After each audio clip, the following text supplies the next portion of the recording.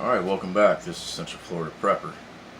I wanted today to redo a video on water storage. Now before you turn this off, I already did one. First off, this is Easter Sunday, so happy Easter everybody. The last video I did about water storage, I discussed that we only stored 2 months supply of water in our home as far as drinking water. And out here in the shed, I store water in 5-gallon containers for our sanitation, dishwashing, showers, etc. Because I store that water out here, I treat it with bleach because the temperatures here in Central Florida, here lately has been regulated. One day it's almost 90, the next day it's 63. So I treat it with bleach. And we do flush out all of our water. We empty everything, clean out the buckets, and refill them every couple months. Of that being said, okay, so I said we only store 2 months of drinking water in the house. The reason why I had said that previous is because we have 3 water sources nearby our home as a form of 2 ponds and a lake, all within walking distance of our house. And of course we have several of these solar minis, and we have fuel for our camp stoves to process and boil our water if necessary. So I'm gonna put on a cigarette. I know you're not supposed to smoke, right? I still do.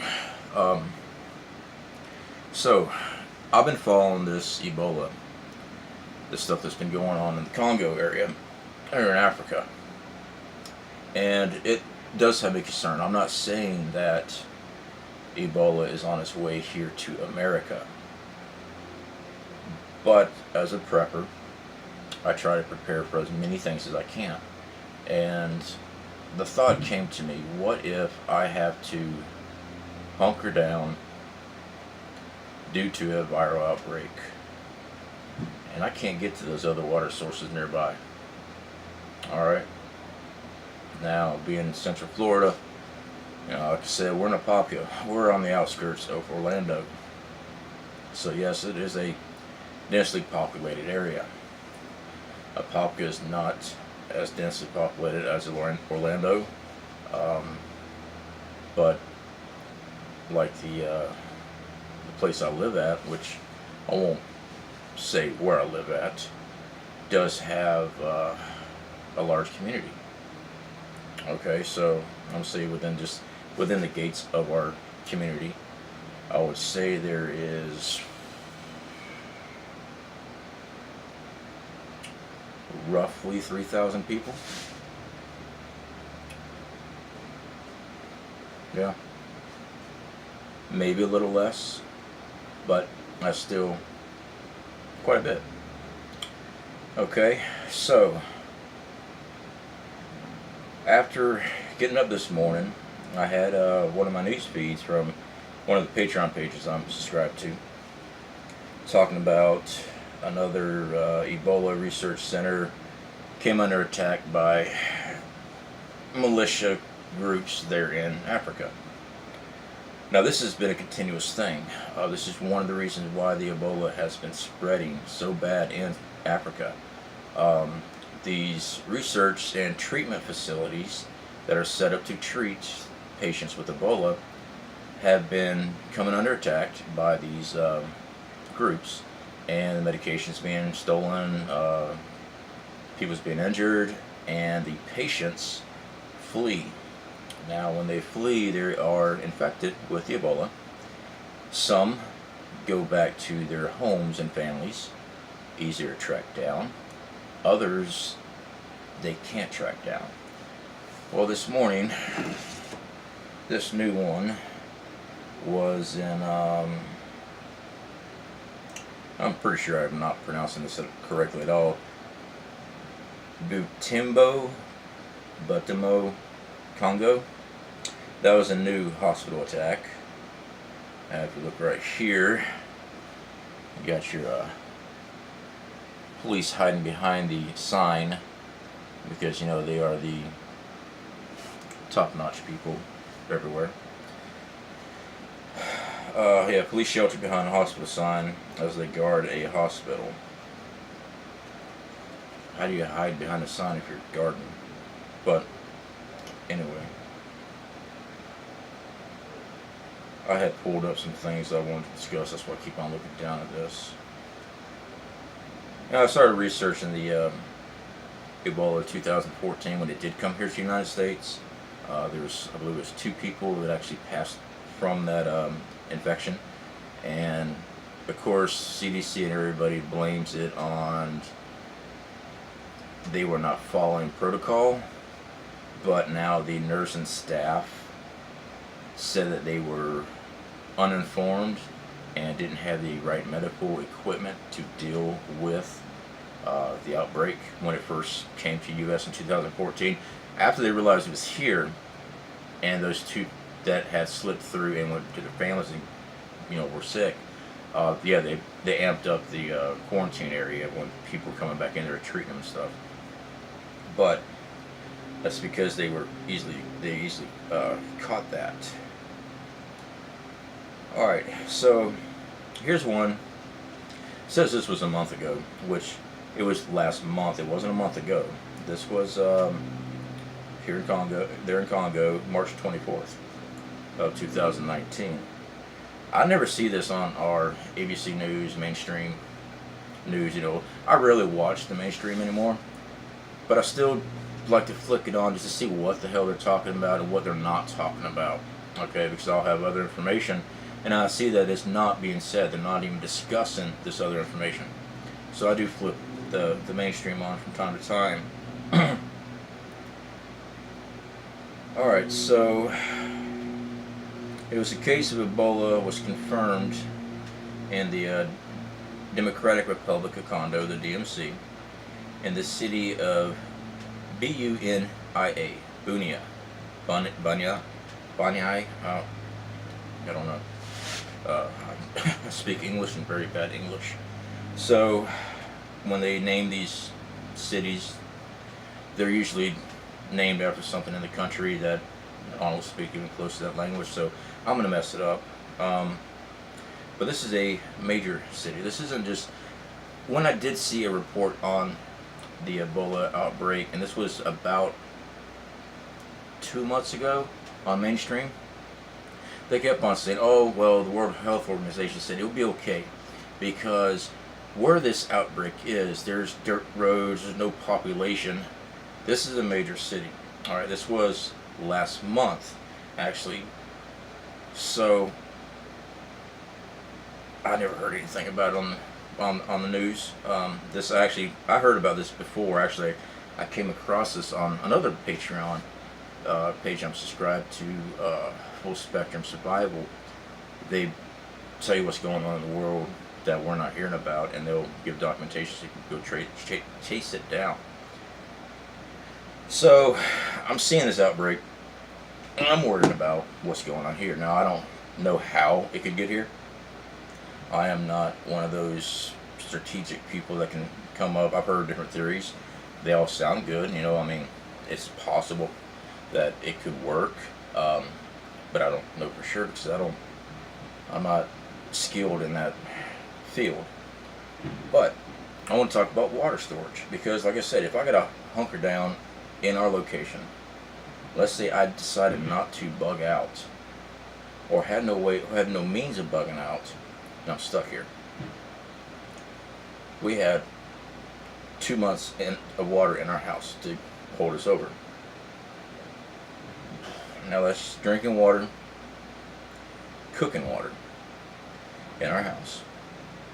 And then we have water out here in the shed for sanitation, showers, because you're going to need to take a shower, alright? Washing dishes. Now, I have come up with a system for when we wash dishes in our normal sink that I have adapted the piping where I can disengage, install my flex pipe to drain the water into a bucket, which we will use for flushing.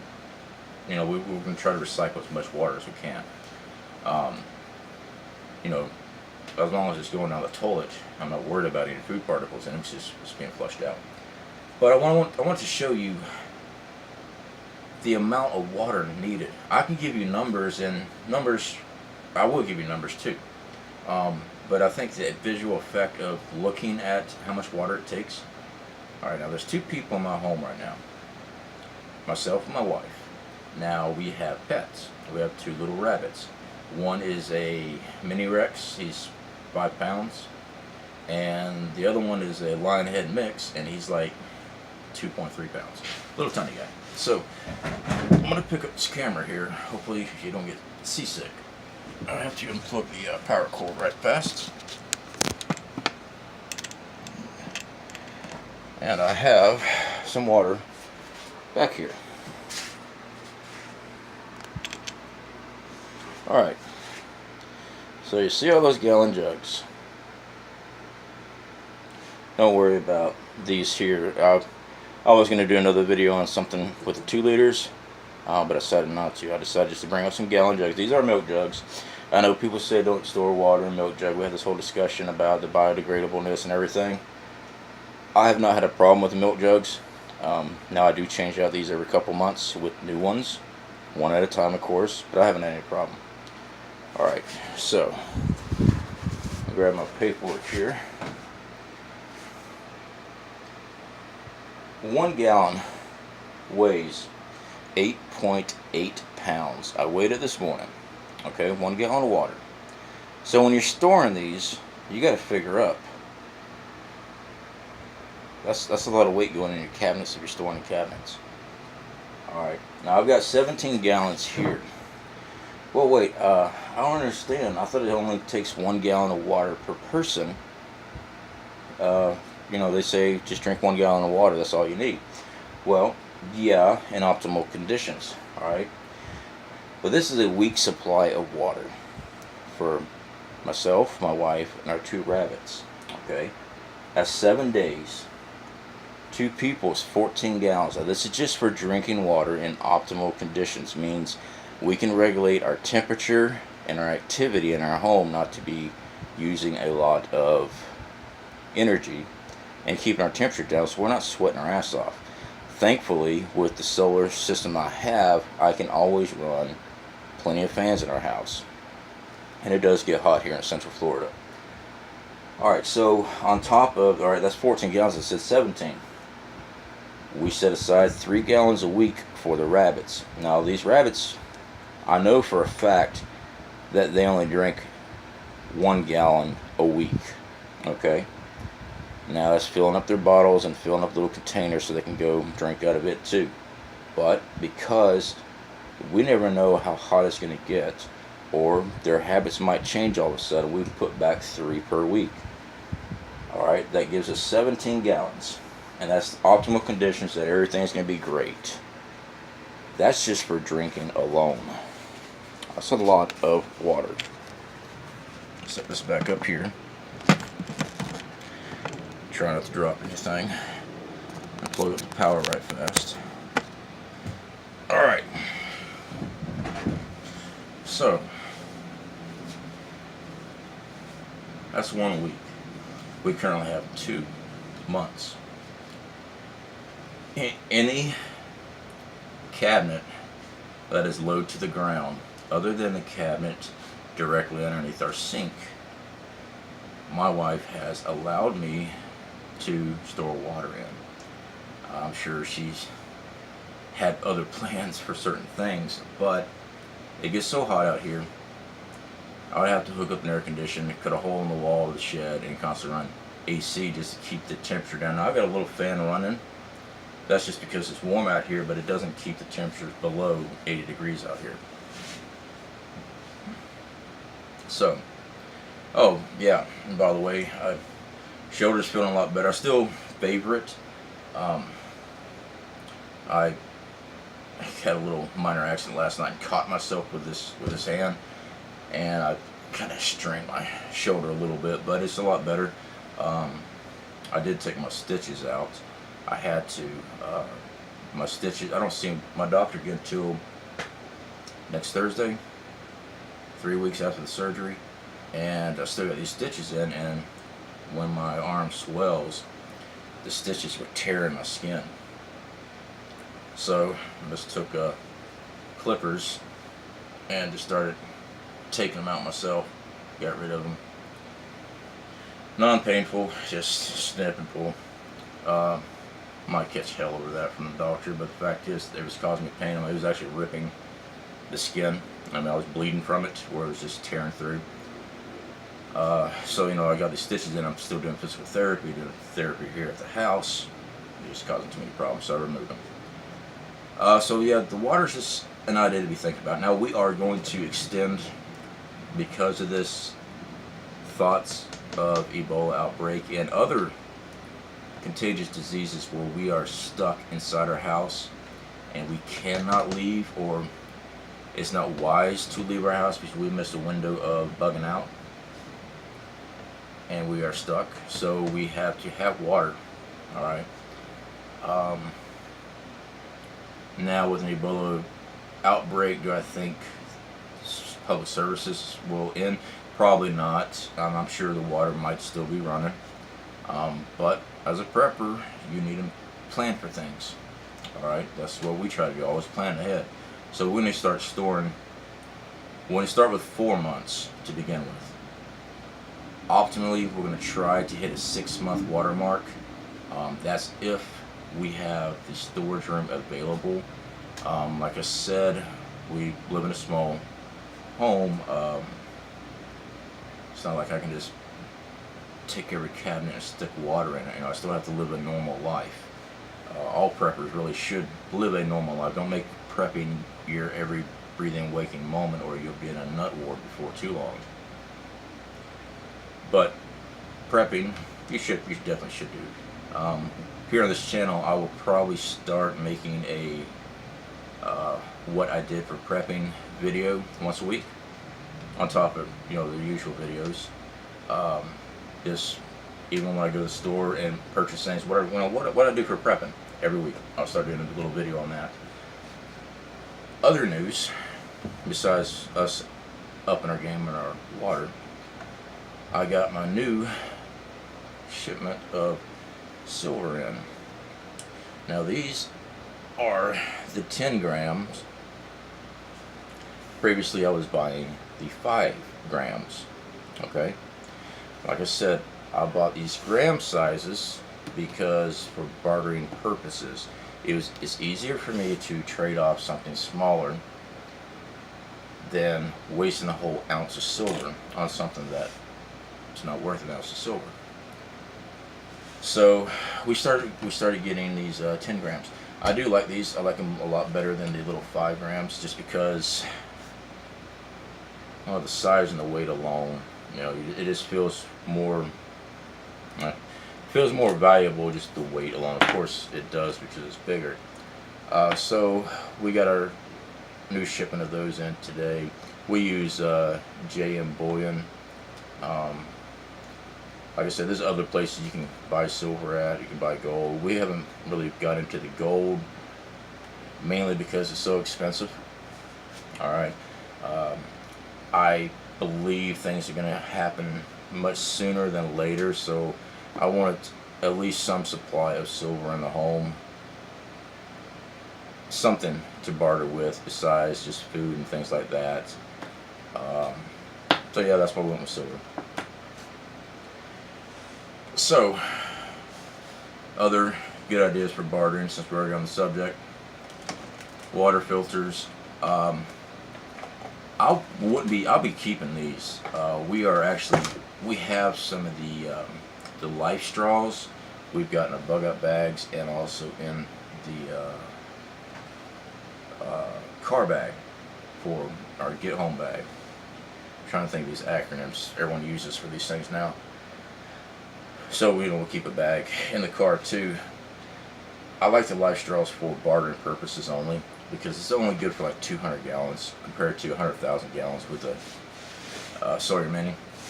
Now you can use a Sawyer Mini as bartering, but life straws work just fine. Anyway, I'm gonna go and stop this video. We're pushing over the 20-minute mark. I just seem to ramble on, not have anything really to say. So, happy Easter, everybody. Click that like, subscribe button for me. Share on your social media if you want to. I appreciate it. Our channel's starting to grow. It's looking good. We're right at the 40 mark. So it's coming along. Again, if you haven't yet, download the DLive app for your mobile phones. When I go and do our live chats, I am using DLive because we are nowhere near 1,000 subscribers. So I can actually interact with y'all at the same time while I'm chatting. So, something to think about. I don't have a scheduled live show yet. I just right now do it spur of the moment. I don't do it really late at night because I know everyone else has families and jobs.